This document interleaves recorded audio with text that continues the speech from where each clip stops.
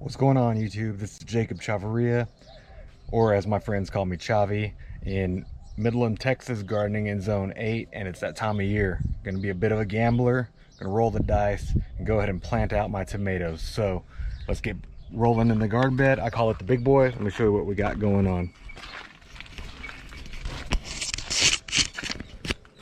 So this row right here is actually gonna be where my tomatoes are gonna go. I'm gonna do a run of tomatoes along the back side of this, so I'm gonna cut out all of these greens right here, some mostly kale, chard.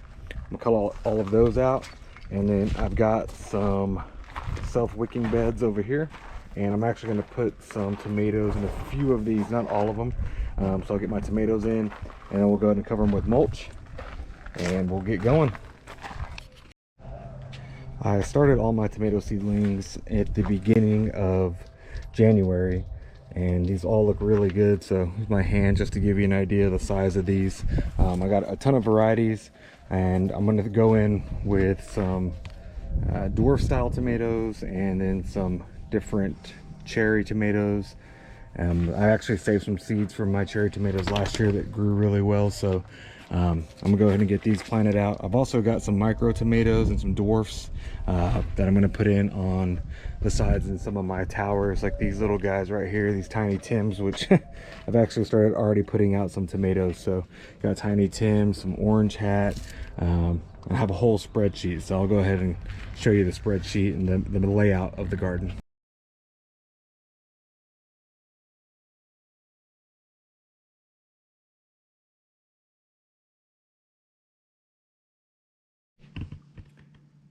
So I'm kind of following the square foot gardening method, and here is the gardening layout. These are my grow bags, and this is the big boy bed.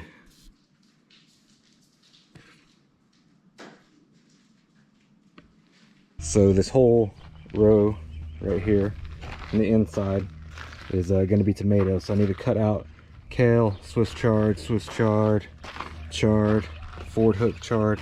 It's gonna hurt to do it, but I'm gonna go ahead and cut out this whole row of greens. Won't go to waste. It'll go in my compost, or I'll use it for some salads. But I mean, these leaves are giant, so I'll go ahead and cut all of these out. I'm gonna put new compost in, some amendments in with each tomato, bury each tomato deep.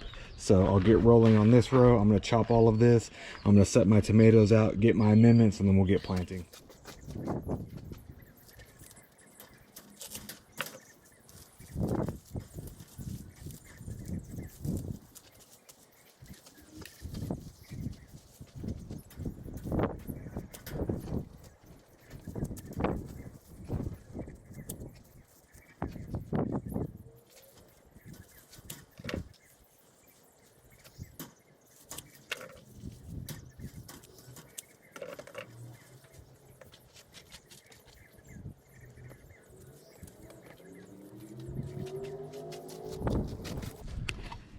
These dwarf kales actually worked out really good this year. So this dwarf kale, pretty good, straight out the garden. But man, I mean, it hurts to do it. It hurts to cut these out, but they're not gonna go to waste. They'll go in my compost, or I'm gonna chop them up, put them in salads. The red Russian kale wasn't my favorite, but it looked really pretty. The dwarf was really good, and all of the black magic kale and the dino kales were really sweet. So I'm just gonna clear this out, amend it, get the tomatoes going. I'll save the greens that I can. The rest will go in the composter. So, quick pro tip: there are many dangers when you're working in the garden. One,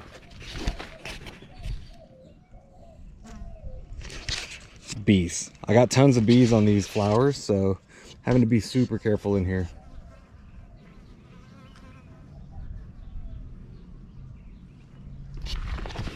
You don't want to get stung. That would suck. Also, be smarter than me. I'm an idiot. Check your RO, or check your water system, and make sure that you don't pull a and cut right through your drip line. So yeah, I definitely messed that up. So that whole bed's drip line will have to get repaired. Oops. That's what happens when you're trying to rush. So yes, we all make mistakes. Don't make that mistake. Lesson learned. Second pro tip, or third. So we got bees, irrigation. I would keep some of these little random fittings, 1/4 inch fittings, or whatever drip line you use on hand. So if you're an idiot like me and you cut through it, it's a quick repair. I can just splice it together right now and not have to order anything. So yeah, don't be like me. Hopefully I don't get stung by a bee. All right, so I've cleared out all my areas that I'm gonna put my stuff in, or all my tomatoes in. And now I'm going to get my mulch. I'll take this top layer of mulch off. I'm gonna put it off in my bucket because I still want to use that mulch. I kind of like these decayed leaves. And then I'm gonna put my amendments down. So I have bone meal, plant tone, and then blood meal. And I'm also gonna top dress it with compost. Now, for the most part, I don't till these beds. I don't flip them. I just keep adding compost and earth and worm castings to the top. So my tomatoes are gonna run along kind of like a U. I'm gonna let these keep flowering for about another month, and then my flowers and herbs are gonna go in this row, and then all my peppers will go in this row. I still think it's gonna get a little too cold at night for the peppers, but I think the tomatoes I can cover. And I'm gonna do the same thing over here. All these spots with cups will be tomatoes, and some of these are determinate, indeterminate. All of my determinate tomatoes, I kind of put them over here because these are smaller 22-gallon pots. They're self-wicking, so they're going to pull the water and the nutrients from the bottom. But I wanted something that wouldn't get too tall, wouldn't demand too much nutrients maybe, and that I can flip. So these will probably give me some tomatoes in the next month or two, and then I'm going to flip these out and then throw in melons and things that will climb up the trellis for the summer. So that's kind of the plan, is to have these tomatoes be my early producers or dwarf varieties, bushing varieties, all my determinants in these beds, more indeterminates climbing more in this bed.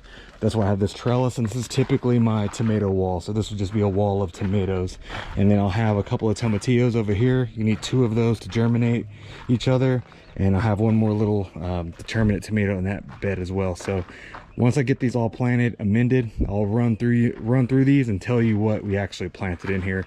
And also what I did with these was like what we call the double cup method, how to lay this down. Only bad thing with a double cup is as these get really big, they get really unstable, so they like to tip over. But I have a double cup, and then I also have a wick down there to suck up the nutrients. So I'm really excited to see what these look like when I pop them out. I'll show you guys what the roots look like and see if, I mean, these are the best seedlings I've ever had as far as tomatoes. This is a 2-month-old, what was this one? Cherry. And these are actually saved seeds from a cherry tomato I grew last year. And this is probably about 18 inches tall. And then I will plant these deeper. Let me see if I can get it to stay standing. So I'll actually plant this probably about to right there, about halfway down, to get some roots along that stem. But I'm gonna go ahead and clear all of this, start putting down my amendments, get my holes ready, and then I'll start throwing in my tomatoes. All right, so here's one of the dwarf varieties of tomatoes, and just wanted to show you these roots that came out of the double cup. So they look really good. They're not too wrapped, but this guy was definitely ready to go into a bigger pot. So I'm gonna lay that down. So there's the roots, and they were actually working their way down. If I can pull this out, they were working their way down the little rope. So I don't know if you can see, those roots were actually on the rope that was in the bottom of the cup. I think if I do these again, I'm gonna put a 2nd and 3rd hole in the bottom so they can reach down through. See, this one has a lot of roots on it too, so they can reach down and get more roots, and then that way I have those longer roots that are reaching down. Pop this up again, so the roots will be a lot longer and reaching further down for the nutrients. But overall, I'm really happy with how these seedlings look. I mean, these are stout guys. I mean, this guy's about 1 foot tall. The stem is super thick. And yeah, I think these, like I said, they were ready to go. So we'll play with those roots just a little bit, bury it deep, and get them going in the bed. Like I said, I put my amendments in there: compost, blood meal, bone meal, and garden tone. So get them in. Guys, this is so cool. I got worm castings from my father-in-law, and he's like growing worms. And this seedling, I used his worm castings in the soil, so give it a little more life. And I guess the castings had a little bit of worm eggs in them, so I got worms, I got life with this life. And that might be why this seedling looks so good, and why my other ones have looked so good. I think his worm castings had like little worms in them, and they've just been going to town on this compost and their casting. So I'm probably going to get worms basically put in all my beds for free. So big thank you to my father-in-law. That is awesome. All right, we got our tomatoes and some of the eggplants in. So here's the first one. It's a Turkish eggplant. It's actually orange, had great success with it last year. Here's a Franklin County dwarf. Over there is a patio yellow, which some of these I'm hoping to get tomatoes and then throw in my summer crops. I'm trying to get a good transition of veggies before my summer heat comes in, because it gets hot here in Midland, Texas. We got Lucky Tiger right here. It's going to be a green and red stripe. We got Floridade, which is supposed to handle the heat. Have a Casper eggplant, which is a white eggplant. Thought it would give a good pop against some of this red. I got my beefsteak tomato, a Hot 100, cherry tomato, a gold nugget cherry tomato, and my cherry that I saved from last year, which is a large cherry. This one does very well for me here in Midland, Texas. I'm trying to save these seeds to kind of make it my own cherry tomato. So I'll weave these into the trellis and they'll end up making my tomato wall. I have a Saucy Mary, which I believe is more of a green style tomato. It's supposed to be really, really flavorful. And then this one is a Rosella Purple dwarf. So I got two dwarfs, so they're going to be a little bit smaller, shorter, and then these will go up the wall. This is the north side of my garden, so this whole wall will be tomatoes and eggplants. And then when summer comes and my determinants go away, I will add in some probably okra, I think is what I'm going to put back there. I have some little planters up here. So these are micro tomatoes. This is a little orange hat. And I have some more vertical. So I have another micro little yellow tomato, and then up top another little yellow.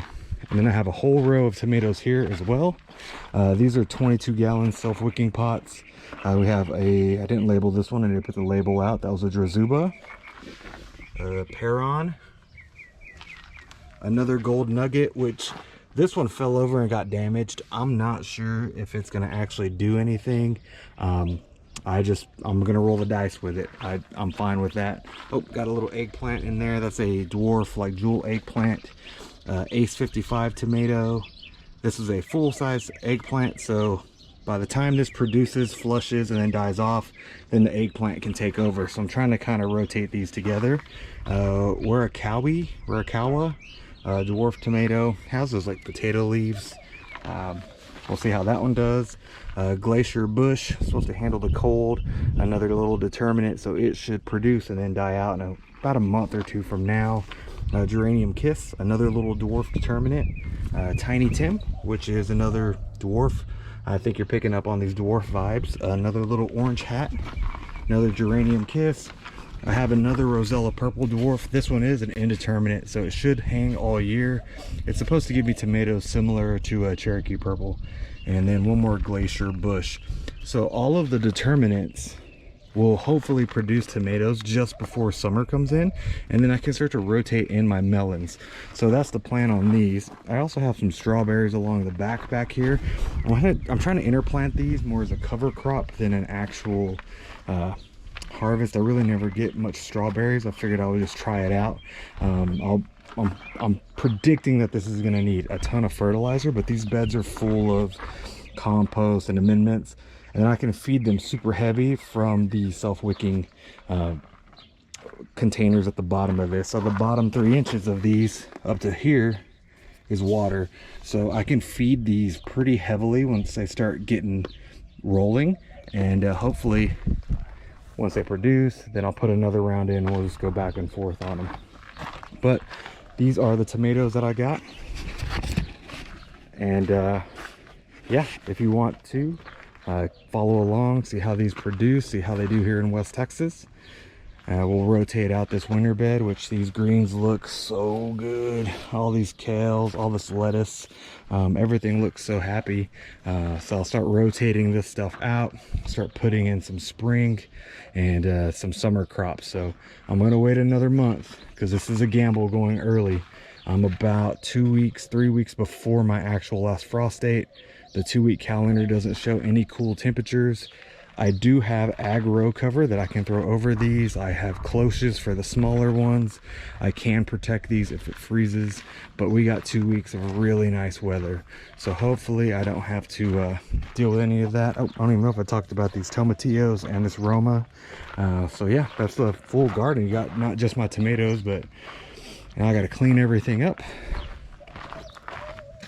There's the patch. Yep, so I'll clean everything up and we'll be ready to roll for the next couple of weeks. Get all of these tomatoes. I'll throw some worm castings, throw some more straw over the top, some more mulch, and we will see what happens. Man, these bees are getting after this. Look at that. Oh, and we got an aphid infestation on this. This is Chinese broccoli, so I just let it go to flower. But yeah, man, check out that bee.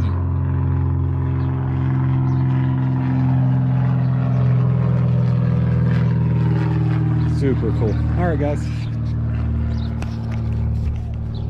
Thanks for checking out the garden with me. The tomato plants are in. Like I said, like, subscribe, follow, comment. If you have any questions, shoot me a comment on here. I'm going to keep posting through the summer. This is more of a blog to kind of help me track my garden, and then also to stay accountable and keep gardening and keep trying and tracking what I'm actually doing. And maybe I can help a couple people out there, inspire you guys to grow something in this harsh West Texas climate. So this is a 360 of the garden, and we'll see you on the next one. Thanks, guys.